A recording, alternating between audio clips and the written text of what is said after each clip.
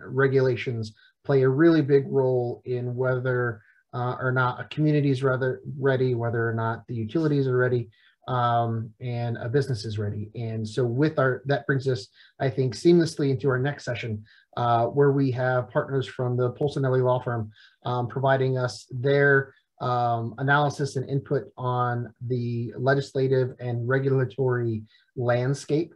And happy to have with us Holly Neal, Director of Conservation Policy at the Nature Conservancy and MEI board member and sponsor. So thank you for all of that, Holly, very much.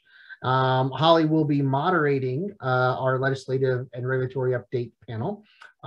So Holly, thank you. Polsinelli team, welcome, and I'll hand it over to you, Holly.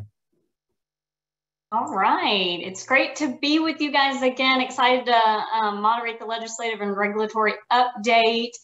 This session is going to focus on federal investments and impact on Missouri and state level, and a state level look at energy legislation in Missouri, as well as an overview of items in front of the Public Service Commission. So it's exciting to have the dynamic duo from Polsinelli, Susan and Tracy, here today.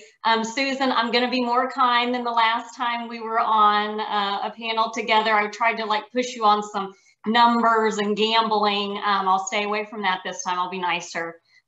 So excited to be with y'all, and thank you, Susan and Tracy, for being here today. First, I'm going to give you guys bios of both Susan and Tracy. Susan represents clients with a variety of public policy interests, including the areas of healthcare and insurance, financial services, economic development, and transportation. She works with Missouri legislators and executive branch officials to achieve positive public policy results for those clients. They rely on her to provide quality legal counsel and strong strategic advice on complex issues. And with 10 years of public policy experience, Susan has the critical skills necessary to deliver public policy results for her clients. Tracy is a member of the firm's National Public Policy Group and assists clients interested in shaping energy, environmental, and infrastructure legislation and regulation. He advises both individual companies and coalitions with strategic planning and tactical implementation through advocacy with fellow industry members, elected officials, and other key decision makers. In particular, Tracy has represented a wide range of manufacturers involved in the production of renewable energy, biofuels, chemicals, and building materials. So we're gonna just jump right in, and it looks like Tracy is off first. Tracy's gonna talk about a lot of excitement, obviously, on the infrastructure package that just has been passed and is, I'm sure, going to make our heads spin with lots of big numbers. So excited to hear what you have to say about that and how that's going to impact Missouri. Some expectations we can foresee on the Build Back Better bill that's continuing to be a fight up in Congress. And then also he'll mention some items on FERC and also EPA. So Tracy, you've got a big slate of things to cover and excited to hear about it. I'll turn it over to you.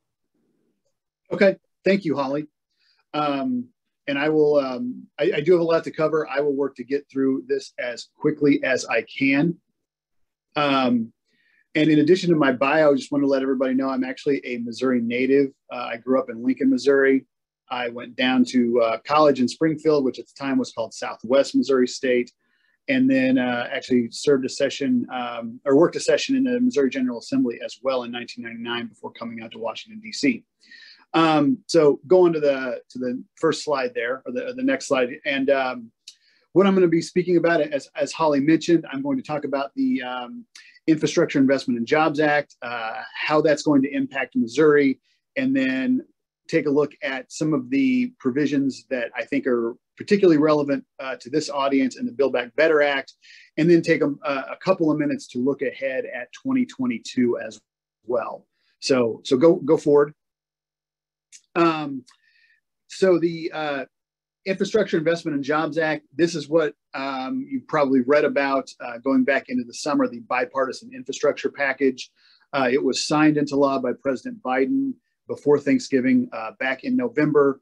It calls for $1.2 trillion in spending over the next 5 years. This is about $550 billion in new spending. And by new spending, I mean there was going to be about a little over half of this was very likely to occur anyway, you know, through surface transportation programs and other pre-existing programs. But this plussed up a lot of those and expanded those. So we're going to see about $550 billion in new spending, 1.2 trillion overall. Again, it authorizes surface transportation and a lot of other programs through 2026. And while there obviously be a lot of hands at the wheel in terms of implementing all of these programs, the point folks here in Washington are Mitch Landrieu, former mayor of New Orleans, and then Brian Deese, who is the National Economic Council director. Those are the two top folks, but obviously agency heads and other folks at the White House are going to have a hand in implementation as well. Move forward. I'm going to primarily talk about energy, obviously provisions, of course, but just so you can see where some of the transportation infrastructure dollars are going to go. You see the money there for highways, transit, railways. A lot of this money, and I'll speak to this in just a moment, is going to be divvied up to the states and territories through pre-existing formulas, you know, based on state population, amount of highway miles in a state, number of airports, you know, that sort of thing.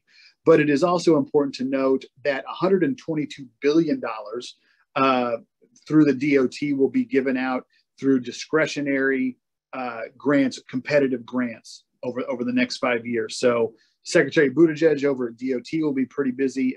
His team is staffing up right now. And so there's a lot of opportunity besides just the formulaic money that's going to go to Missouri for other stakeholders, be they the entire state, be it municipalities, be it other entities within Missouri to get additional transportation funding. Going to the next slide. In terms of energy initiatives, I'm not going to read all this to you, but you can see where a lot of this money is going to go. You see money going to the states to the weatherization program. You see money for public schools to improve efficiency and deploy more renewable energy improvements. You also see money going to school buses to replace school districts to replace diesel school buses with electric buses.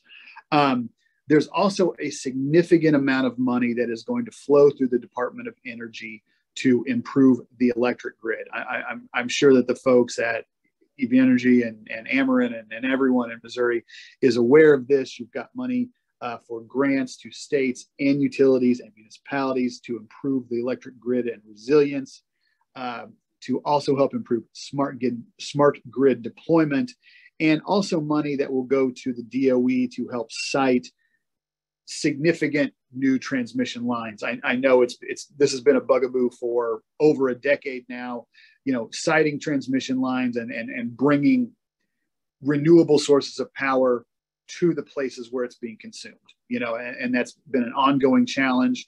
And some of this money will go to DOE to help them, you know, and work with the states and work with stakeholders to try to get more of that done, more of that sited and more of that built. You also see a couple of other DOE programs there getting some funding, as well as $700 million for hydroelectric projects across the country as well. So all of this money, it's now law. Over the next 5 years, it is going to be dispersed. Almost all of this will be done on a sort of a competitive basis. So there's not a lot of formulas when it comes to this.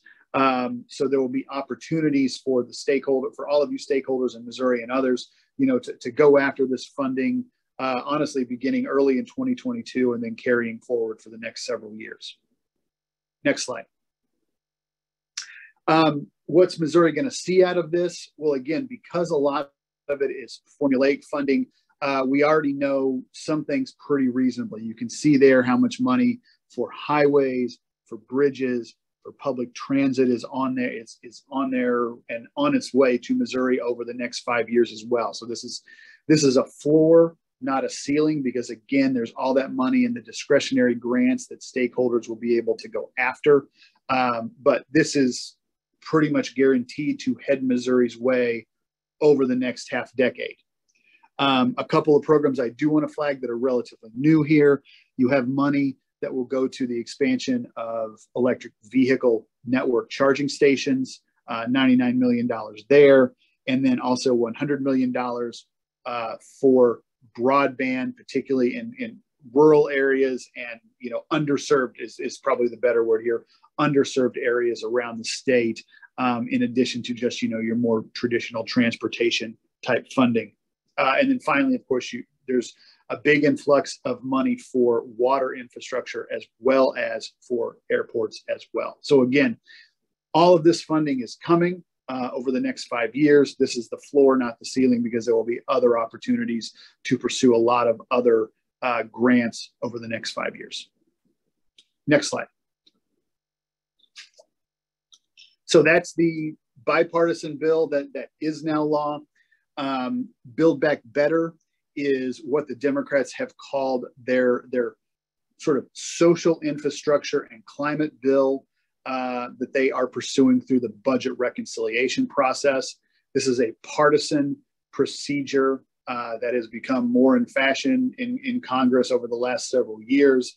They're looking to do this really without any Republican support. The House approved this bill last month. Every single Democrat, save for one, voted for the bill. No Republican voted for it. Right now, the Senate is now working on the bill. They have some procedural limitations that the House does not in terms of what can be included in a reconciliation package. They are working through that right now. Chuck Schumer, Majority Leader, also is dealing with a few folks you might have heard of named Joe Manchin and Kirsten Sinema, who have raised their hand a few times and wanted to make some changes to the bill, and that process continues as well. So in terms of size, the bill that the House passed is roughly $2.4 trillion. That incorporates both spending and tax incentives. It's worth noting that is over a 10-year period, so not a 5-year period, a 10-year period. So while that is a huge number in all reality, when you break it down over the course of 10 years, and although the money will not flow evenly out over 10 years, if you just divide that number by 10, you get roughly $240 billion per year. It's worth noting our annual defense budget is 3 times that. Our annual defense budget for next year will be around $740 billion a year. So, that may put this in perspective for some people who are looking at, oh my goodness, all of this money that's coming out of Washington, and it is a very significant amount. But again, it's worth noting that on an annual basis, this is about a third of our annual defense budget. Just a note there. Next slide, please. So the next few slides, I'm going to focus on what are the energy and climate provisions in this bill, which make up a significant portion of this bill. I'm going to talk about what is in the bill as was passed by the House. Again, changes will be made, but this is what we have to work with. You can see here all of the money that's going to go to increase energy efficiency, to go to states to help them reduce greenhouse gas emissions. Again, there's going to be more money that will go to the Department of Energy, or at least flow through the Department of Energy and on out to utilities and states and municipalities to improve grid resilience and also to help, again, further facilitate interstate transmission line siting. And then you also have money that will go through the USDA to help rural electric co-ops transition to renewable energy sources, as well as help continue to build out biofuel infrastructure. Again, so those bottom 2 bullets will flow through the Department of Agriculture. Most of the things above that, the first several bullets, will flow through the Department of Energy. Next slide.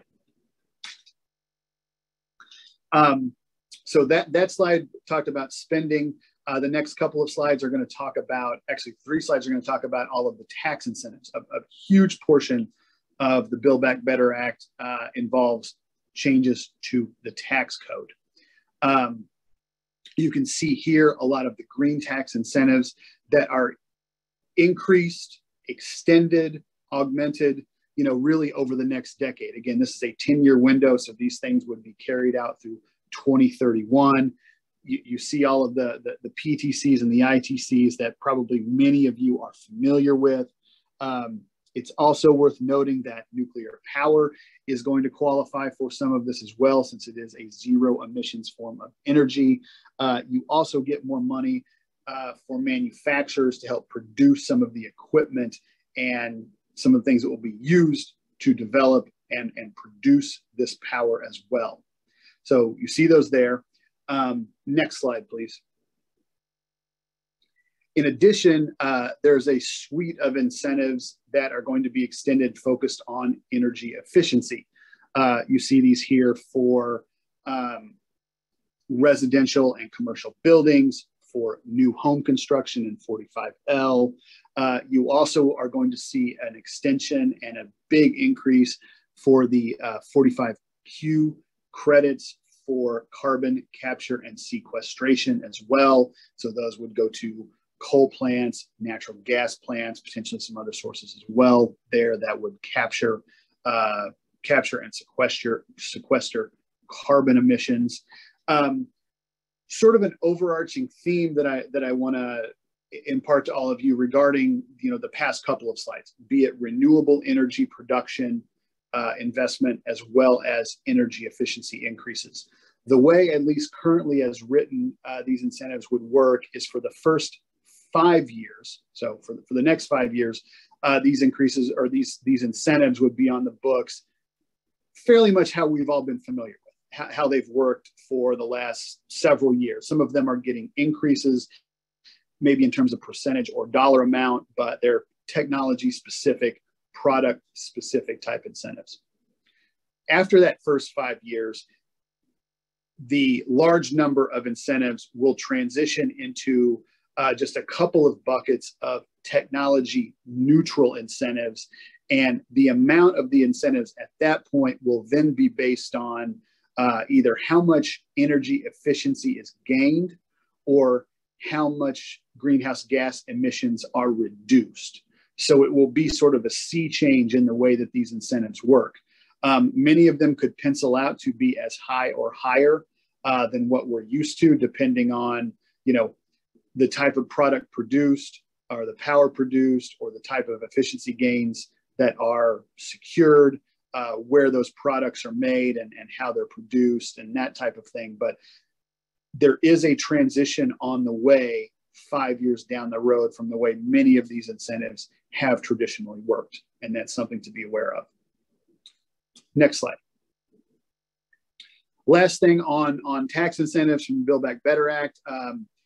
There's a suite of them that involve electric vehicles, incentives for both consumers and other organizations like school districts and municipalities and states to purchase more electric and clean fuel vehicles, incentives there to produce and manufacture the vehicles or manufacture the batteries and other parts that go into the vehicles, as well as more support to build out, the all-important network and infrastructure for charging stations that we as a nation need to do. So there is a whole suite there of electric vehicle incentives.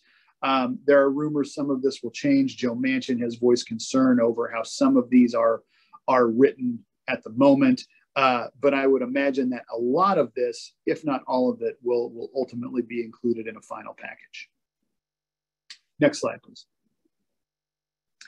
So that's sort of looking at the past and present. Let's look a couple minutes looking ahead to 2022. Just a couple of big themes. As you know, next year will be an election year. So as is usually the case, we've seen a very active year on the legislative side in 2021 out of Congress. In 2022, congressional activity will likely slow down, and we will see more activity from the executive branch. This happens almost every election year.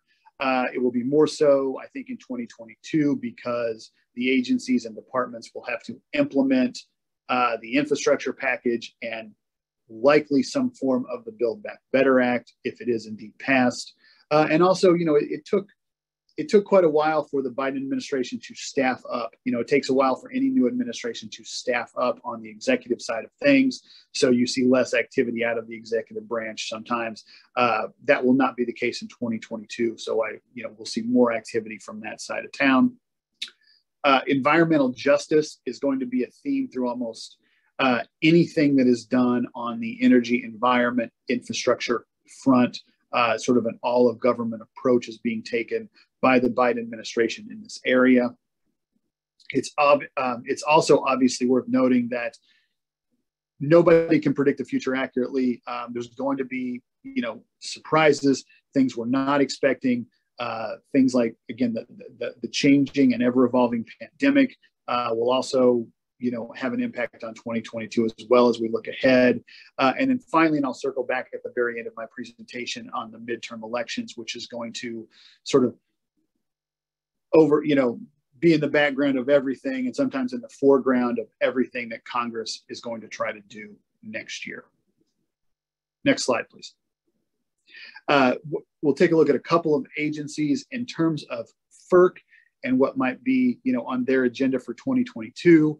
We just saw in the last few days, Willie Phillips confirmed as the 5th commissioner on FERC. This is the first time in a while FERC has had 5 commissioners, and it is the first time since 2017 that the Democrats will have a majority and have a majority, 3-2.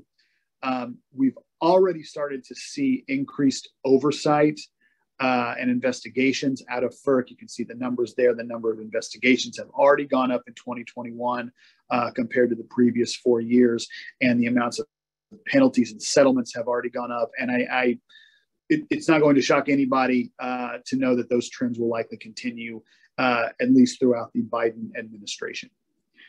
Finally, Chairman Glick has said that FERC has a responsibility and the authority to take into account greenhouse gas emissions when it is considering project approval. This is particularly important, of course, for natural gas pipelines. This is a controversial opinion, as many of you are probably aware. It's an opinion not shared by the 2 Republicans on FERC at the moment, but it's going to be a debate that is going to play out certainly again over the next 3 years, both at the commission as well as in the courts. Next slide, please. For EPA, some of sort of the overarching things that the agency will be working on. Obviously, it's not going to be limited to this because the agency is and will continue to be very active. But they've started the process of reevaluating the Waters of the United States rule. This effort has kind of swung back and forth, going back to the second Obama term, swung in another direction under Mr. Trump, and is now swinging back under President Biden, and unfortunately could swing back again in a few years if we have a Republican administration. The agency is going to continue to try to find a balance regarding the renewable fuel standard. They just came out with some new quotas and new numbers yesterday. As a matter of fact, this is an ongoing thorn in EPA's side, trying to thread the needle with the ag community and refiners. Also, one thing I want to put on everybody's radar is when the RFS was created back in the 2000s, in the aughts, the statute carried out the program through 2022, which of course is next year. After that, the statute ends, which means, the RFS is not going to go away, of course, but EPA will likely have more leeway on how it is going to implement and carry out the RFS, because the black and white statutes don't go beyond 2022. Now, Congress may shock all of us and reauthorize or put a new statute in place next year. I'm not betting on that because they've tried to do something for many, many years on this and have failed every single time. So it'll be interesting to watch both in 2022 and probably more likely in 2023 and beyond if Congress reasserts itself on the RFS when the current statutes expire. Couple of things, again, like FERC, we're going to see more enforcement and compliance measures out of the agency. And then once again, environmental justice and equity will really be a theme and part of any major undertaking that the agency does over the remainder of the of the Biden administration. Next slide. Finishing up, we all know the midterms are coming. The House is, of course, very tightly divided. Right now, conventional wisdom is that the Republicans are well positioned to take back the House for a couple of big reasons. One, historically, the minority party does very well in the first midterm of a new presidency, a new administration, which would be, of course, next year. And then, as states go through the redistricting process based on the census last year, there are going to be a handful of Republican gains sort of baked into the system, as it were. So, it's still 11 months away. I'm not putting money on anything right now, but it certainly seems like the Republicans are positioned to probably take back the majority next year. And then next slide onto the Senate. As we all know, the Senate is equally divided right now, 50-50. And while the wind is somewhat at the backs of Republicans in terms of the political environment, when you look specifically at the Senate map for 2022, only a third of the senators are, come up every 2 years. The Republicans have more work to do next year. They have more seats that they are defending than the Democrats, quite a few actually. And so, while it's entirely possible that the Republicans could take the majority in the Senate, some things will have to break their way, and Democrats have some opportunities for some additional pickups as well. So I think everything's kind of on the table in terms of which direction the Senate could go. But again, because these margins in both the House and Senate are so close, that's going to sort of overshadow everything Congress does next year, and probably more accurately, everything Congress doesn't do next year. So with that, I'll wrap up and happy to answer questions after Susan's presentation. All right, thank you, Tracy. Lots covered there. So folks, please think about some really hard, tough questions for Tracy to follow up with and throw those in the chat. We're gonna pivot now over to Susan. Susan, you're getting ready to launch into the session. Excitement, dread, a mixture of both maybe? Oh, it's always a little bit of both. Oh, good to have it balanced out. So that's right. Susan's going to get to give us a heads up on the state legislative session that's starting. Pre-filing's already happening. She's going to give us some insight on that. Also reflect on some of the major significant things that happened last year, in addition to giving us some insight on Public Service Commission activities as well. So Susan, I'm going to turn it over to you. Yeah, so Travis, I'm actually kind of going to scrap my PowerPoint a little bit to kind of dovetail into what Tracy was talking about a little bit more. And also, I know we're a little crunched on time.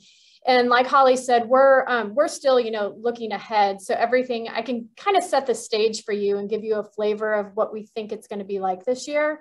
The first couple slides I have, though, are showing the numbers of the Senate and the House. And when people see 24 out of 34 being Republican and 111 out of 160, I think, a lot of folks who aren't in this world every day think, how in the world, is it difficult to get things done for, the administration and the Republican majority with those numbers? That being said, like Holly said, we start January 5th and go through the middle of May.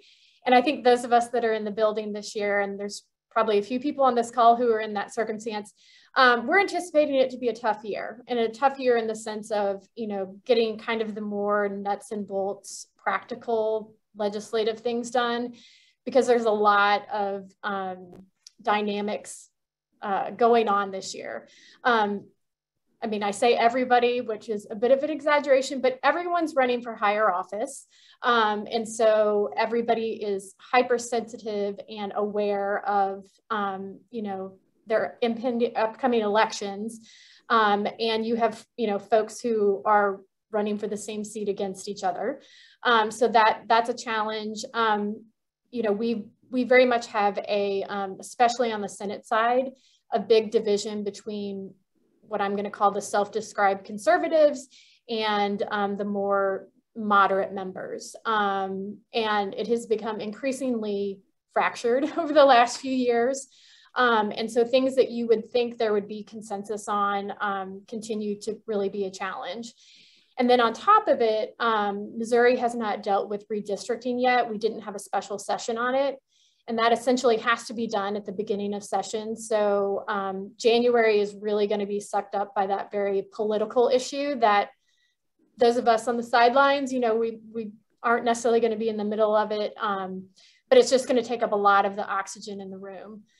And then in addition to that, obviously appropriations is going to be a huge deal. And so to kind of talk about once Missouri gets that money that's coming from the infrastructure bill, so we as a state haven't even decided how the ARPA money is going to be spent yet. So that's going to happen during this legislative session. And then on top of it, you're going to have the infrastructure money. So that is a huge influx of money that has to go through the appropriations process. And then you always have the inevitable tension between the administration and the legislature, and particularly in the House, of how much control you want to give the governor and the executive branch over that influx of money. The House always in particular tends to want to have a lot more specifics and line items about how that money is going to be spent, whereas the governor, I guess you would say, kind of envisions like big pots of money that then that are going to be administered by an agency, and folks can go and, go through the grant process or whatever that way. So that's going to take up a lot of energy. And then there's all these other high profile issues, that we all have seen in the news, employer vaccine mandates because of COVID. So point being, I think, I know that there are, some pretty substantive energy bills that have already been introduced. In particular, the Commerce Chair on the Senate side has one regarding property tax expenses. And I think that that's probably going to be, one of the larger items on the substantive legislative front that they will talk about. But point being, it's kind of part of a bigger picture of a lot going on in Jeff City. So I know there's probably questions, and Tracy has a lot more really cool stuff that's actually already happened. So I'll just leave it at that and see if anybody has questions considering time. All right, so we'll go ahead and open it up for questions. And while folks are starting to populate the questions, Tracy, I too share a Southwest Missouri State University degree with you. So we're both alumni from there. And I'm going to test you on your foundation for academics and see how good you do with two-part questions. And they're two different things. So let's see how you remember. So the first question I have to get things started is, you talked about the $550 billion in new spending in infrastructure, and in addition to the other funds and the numbers you put on the slides, I mean, it's massive amounts of money coming down over 5 years. And so as we think about this money trickling down, I think a lot of people just think all this money, 5 years, but there's lots of steps in between, just like Susan was mentioning. There's the budgeting of it, there's the administration of it. Where I get hung up is the actual workforce to implement it. So from your perspective, knowing all these different steps to actually get dollars on the ground and get projects on the ground, do you think 5 years is realistic to make that happen? Well, and that is a good question, Holly. The work will not all be done in 5 years, to be sure. I think that the goal would be to get the money out the doors in the next 5 years. And that may be from a DC perspective, getting the money out of the federal Department of Transportation to the state departments of transportation, et cetera, or to some grant awardees, et cetera. And then the work may take 1, 2, 3, 5 years beyond that. In many cases, there's not a limitation of saying, if you take this money, you have to have the shovel in the ground the next week and the work done in 6 months. That's usually not the case. So while the goal will be to get the money out the door over the next 5 years, and certainly there's going to be some political pressure to get money out the door as quickly as possible prior to next year's midterms, and certainly prior to the 2024 elections. This money, even if it's all out in 5 years or so, that work is going to continue. We're talking 7, 8, 10 years from now when some of the work from this money could still be going on. Absolutely. So setting realistic expectations of when we're actually going to see things on the ground is, just for perspective for folks, it's well beyond a 5 year period. And I'm the one who failed because I didn't ask you the second part of the question before I let you answer. So the second question was on Build Back Better bill, switching over to Build Back Better bill. What are your projections or thoughts about when we may even see some kind of resolve or, you know, timeline for something actually happening? Sure. You know, that's the $1 million question here in Washington, of course. You know, Chuck Schumer and, you know, the Democrats would like to get this passed out of the Senate by Christmas. That is ambitious. I will not say it's impossible, because we have seen, you know, quote unquote Christmas miracles before, where, you know, things, you know, if for people who pay attention to this sort of stuff, you know, back in 2009, the Senate literally passed the Affordable Care Act on Christmas Eve, you know, and senators were singing Christmas carols on the floor, you know, so something like that may occur. I think there's at least an even chance, if not more than even, that the Senate debate extends into January. And then, of course, changes will be made in the Senate. You know, I don't know what changes, but changes will be made, which means it will have to go back to the House. Now, chances are it will be able to move through the House relatively quickly. But there are still questions about what the final bill is going to look like in the Senate. And of course, how will Joe Manchin and how will Kyrsten Sinema vote? And right now, that is an open question. Joe Manchin just made some comments yesterday at an event where he still thinks the Democrats should take a quote unquote strategic pause on this bill and this spending. You know, you could build an entire profession right now in Washington, D.C. trying to read the tea leaves of what Joe Manchin says. So, you know, to give you a short answer after a very long one, you know, we might see something occur, you know, on, you know, just before Christmas, but it is entirely possible and probably even likely this extends into January. I think if we get much past January, it bodes pretty poorly for the bill, because the longer this goes, the more unlikely it is to pass. So, and I think the leadership on the Democratic side know this. The White House knows this, so they want to move this through as soon as they can. Now, if that's early January, that's probably not a big deal. But if the Senate hasn't passed this for some reason by February, March, the odds, I think, start to really go down. Okay, great. Thanks for that. And then we've got a question from Casey. Hello, Casey Canfield. What do you anticipate will be the trickle-down effect of the FERC makeup and or opinions? Is it expected that there will be less natural gas pipeline projects? I think it's possible. It's certainly more scrutiny of natural gas pipeline projects. You know, there's no indication that they're not going to just quit building natural gas pipeline projects. And Willie Phillips, who was again just confirmed to the commission a few days ago, has expressed support in the past for, you know, natural gas pipelines and what is necessary for reliability. And reliability still is the calling card of FERC. You know, they want a reliable grid. So, you know, when things are needed and the case is made for them, I still expect them to pass. But, you know, it may take a little bit longer, and project applicants will almost certainly face more scrutiny. Great, thanks. And I think maybe Josh and Travis, if I can do one more question. I know we're off the rails on time here, but I was going to ask one more question, and this is for Susan, so I couldn't let her get off without at least having one question. What are your thoughts? You know, Tracy mentioned transmission lines and sidings. Obviously, eminent domain legislation has been a biggie in the past in the state legislature. What do you feel like that has related to traction in state legislation coming up? I mean, it's obviously an issue that we've seen perpetually now for several years. I think it will always be there. I don't feel as if, you know, last year and maybe the year before it had quite as much oomph. I mean, you still have the same parties that are in the same position on it. You know, we always have a strong rural contingency of farmers who have strong opinions about it. So inevitably, it's something that's passed the House a whole bunch and never makes it in the Senate. And I don't see that dynamic changing. All right, thanks for that.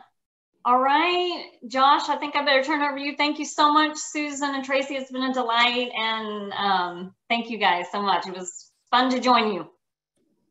Thank you. Thank you all very much. A lot more to come on the federal legislation and all those zeros coming to Missouri. I think some of the stuff we talked about earlier today will be impacted by that, as will our next topic, I think. But before we go to that next